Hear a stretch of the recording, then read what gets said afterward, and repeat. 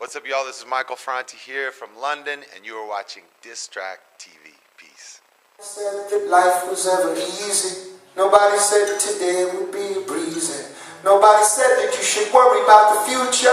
But 15's too young to have a reason. I only wanted you to live your life, falling in love and dancing in the moonlight. I only wanted you to live your life, just running wherever you need to go. Sometimes you need to be a soldier. Sometimes you need someone to hold you.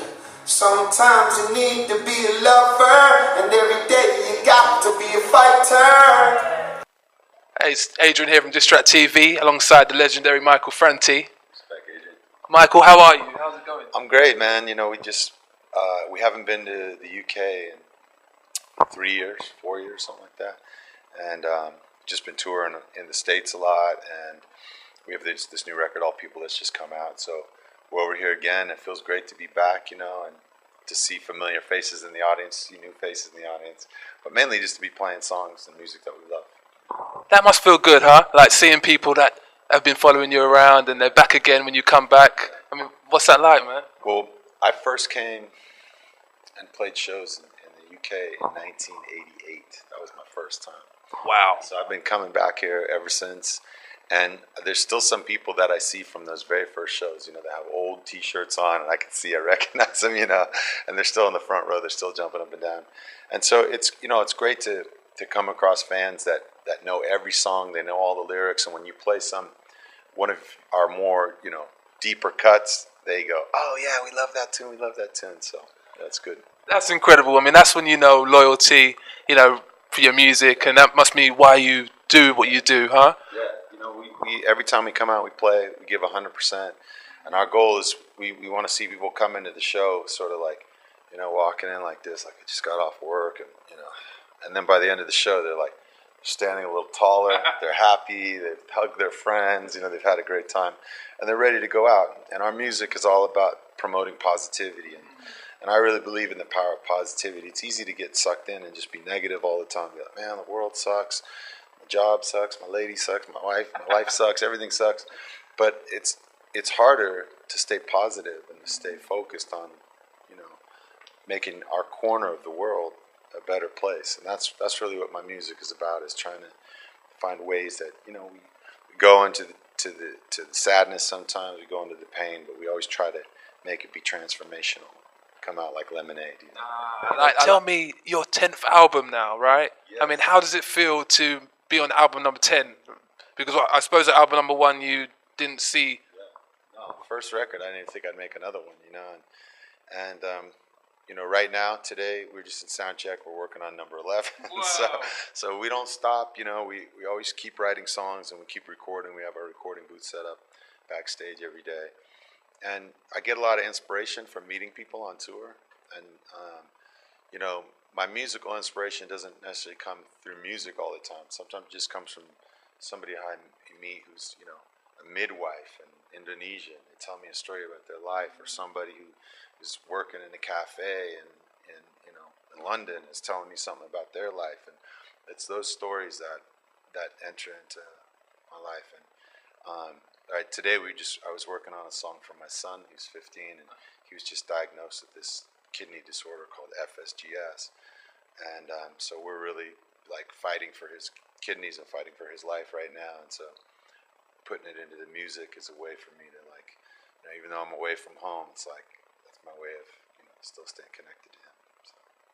Sorry to hear of your son. We wish him all the success, you know, even going forward. I mean, in terms of your music, I love what you did with the song Love. I think that song moved me because it was a story about love and how it's missing in many different ways. And, you know, what inspired you to really, what was the story behind that one in terms of the inspiration? Love is like, you know, just love between a man and woman, and love between two, you know, man, woman, whatever it is. But love is like the higher power, you know, the higher voice. And sometimes we feel like love or the higher power has abandoned us, but it's really us who left love. You know, we weren't showing up for that relationship. And so that's what that's really about, is like always, you know, reminding ourselves to come back to that place where we are serving love and not always expecting love to serve us. I mean, you got 2 million downloads recently for "Say Hey I Love You." How does that feel? Well, it's funny because I remember we were sitting there. I was just writing the song. I wrote it at Woody Harrelson's house actually. Woody was away making Zombieland. He was like, "Come to my house and you can just stay here by yourself and you can write songs." And I was in the shower and I started writing the words on the steam in the glass. Like I was like, "Oh, all the words are coming," and then I get out of the shower and I feel like, "Oh, good, I got it all written down," and I'm drying off and I look and the words are like slowly disappearing. They're vapor. And so I took a picture of it on my iPhone. I was like, and then I had to figure out how to, because I wrote it from the inside of the glass, but I took the picture from the outside, so it's backwards. So I had to figure out how to like flip it. And but sometimes you write a song in the shower and then you record it on your little laptop, and just we recorded like in the lobby of the studio, not even in the studio. We just like put the rhythm tracks down there, and then I just walked in and voiced the track. But you never think from such a simple place that your creativity would go on to reach so many people and have so many people download it and enjoy it and make it be part of their life. Actually, what was the tune, the song that moved you and said, "I need to make music"? What was that moment, if you can recall it? Well, you know what? When I was a kid, there's a dub poet, still is, Linton Kwesi Johnson, who's he's from here in London, and he was performing in California where I live in a really small room, maybe like twice the size of this, like about 100 people showed up, and he walked out on stage and he read this poem called Sonny's Letter, which is this poem about the sus laws here in England in the early '80s, and it was about this young man who was getting harassed by the cops, him and his brother, and they got in a fight with the police, and he accidentally, defending his brother, killed a police officer. He ends up in prison, and he's writing this letter home to his mom telling him how sorry he is that he didn't try to do this. And then, so he reads the poem, and I was just like, whoa. I was like 12, 13 years old, whatever. And then, after that, Dennis Bavell dub band kicked into this tough reggae rhythm, and he did the same poem on top of the rhythm, Right. And I was like, wow, that's what I want to do. I want to have something that I have to say that means something to me, and then deliver it through the power of music, word sound power, as we say. That's creativity at its best, I believe, So, you toured with the likes of U2 and Public Enemy, right? Tell me, how was that? How was that? Touring with U2, we had this song called Television, the Drug of the Nation, with my band Disposable Heroes, and the video got used by U2 to start their Zoo TV tour. So they'd show it in front of 50,000 people, and so they invited us to come out on the tour with them. And so we were driving around this little white van, and we went from punk rock club to hip hop club to then being still in the white van playing like in Yankee Stadium and these big stadiums, and we were just like, wow, this is crazy.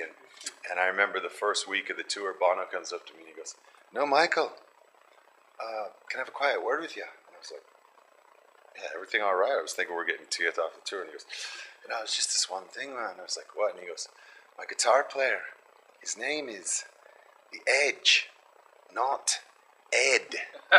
And so the whole first part of the tour was like, "Yo, Ed, what's up? Ed, I like that hat. Yo, nice guitar solo, Ed."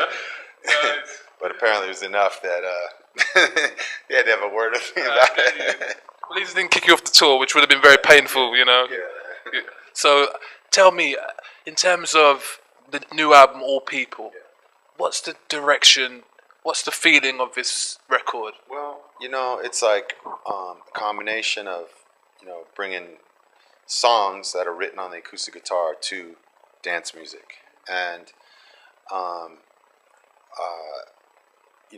the title of the album, All People, is like a celebration of diversity, that all people are significant, no matter where you come from, what walk of life, color, religion, language, nationality, sexual orientation, anything. All people are significant. And the way that you celebrate diversity the best is by making someone else feel significant. Make somebody that you see that feels left out in your community. Making somebody, go up to them, say hello to them, acknowledge them, appreciate them, compliment them. And that's how we make inclusion be real. And that's how we break down those barriers. It's like not sitting on the, in a cafe or in a tube or wherever, living in fear of other people. It's like when you live in fear of people, when you feel that, do something, crack a smile, say something, say hello, ask somebody what their name is, and there's a man back home in Atlanta who's a fan of ours. His name is Steve Zember, and he's suffering from ALS, which is a disease, Lou Gehrig's disease. Slowly, every part of your body gets paralyzed until eventually you die. And when I first would see people like that in a wheelchair, I used to be scared. I used to be like, oh God, poor guy, and I'm sorry, I feel bad for him. But ever since getting to know Steve over the last year, and we visited many times together and hung out together, now instead of feeling bad, I think, I wonder what that person's name is. And I go and introduce myself. Oh, what's your name? Nice to meet you. Tell me about what's going on with you. I was just curious. What's going on with you? And that's like been a learning thing for me. And I think that's the way that we practice celebrating the diversity. The year that you were born, I was a younger man, and I was hoping that day you made me a father. Now you're my reflection in the water. Sometimes you need to be a soldier. Sometimes you need someone to hold you. Sometimes you need to be a lover. And every day you got to be a fighter. I will be forever by your side. No matter when you laugh or cry. No, I will be forever by your side. My love will never die. No, my love will never die. No, my love will never die. No, my love will never die. No, my love will never die. No.